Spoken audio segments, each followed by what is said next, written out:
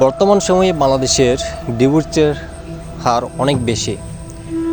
তো তার পরিপ্রেক্ষিতে বিবাহ বিচ্ছেদের পর যদি তাদের সন্তান থাকে, তাহলে তাদের সম্পর্কে আইন কী বলে তা হয়তো আমরা অনেকে জানি না।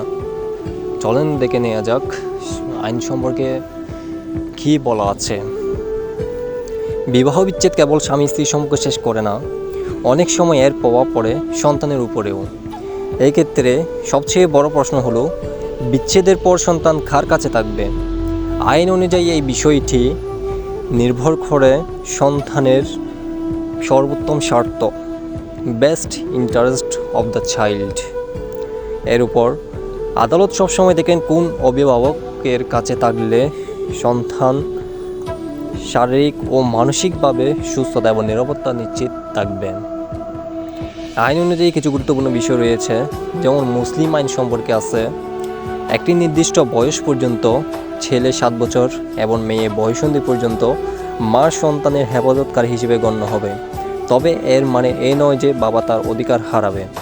বাবা সন্তানের অভিভাবক হিসেবে সবসময় তার দেখভালের দায়িত্ব পালন করবে।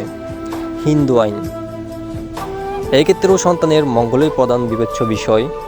সাধারণত নাবালক সন্তানের মাই অভিভাবকত্বের ক্ষেত্রে অগ্রাধিকার পেয়ে থাকেন। অন্যান্য আইন অনুযায়ী ছেলে এবং মেয়েদেরও একই সুযোগ সুবিধা রয়েছে, যেমন অন্যান্য ধর্মাবলম্বীদের ক্ষেত্রে সন্তানের কল্যাণের বিষয়টি সবচেয়ে বেশি গুরুত্ব পায়।